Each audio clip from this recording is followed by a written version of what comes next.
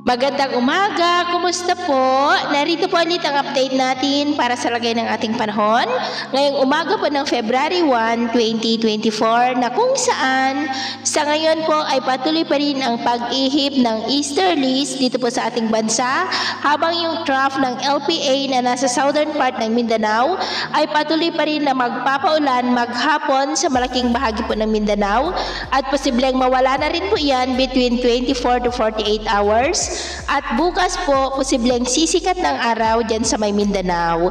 At ito naman po ay pinapakita ng forecast model natin pong ginagamit hanggang po sa susunod na 2 linggo. At sa lagay ng ating panahon, ngayong madaling araw ay maayos naman ang panahon sa malaking bahagi ng ating bansa pero may tsansa pa rin ng mga pag-uulan sa malaking bahagi pa rin ng Mindanao. Dulot po yan ng trough ng LPA.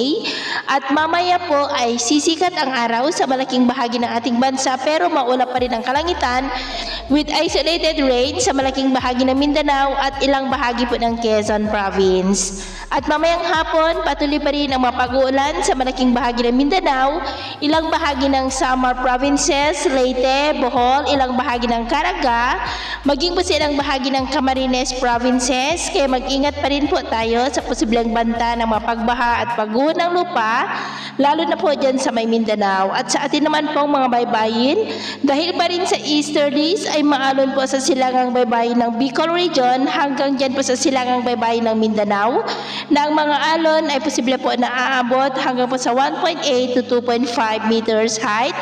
Iwasan muna natin ang papalaot dyan po sa mga may kulay pula para mas makaiwas sa mga sakunang pangkaragatan. So yun po ng latest update natin sa araw na ito. At ako muli si James na nagsasabing sa kahit anong pagsubok po na darating sa ating buhay, huwag na huwag po tayong mawawalan ng pag-asa. Thank you and God bless!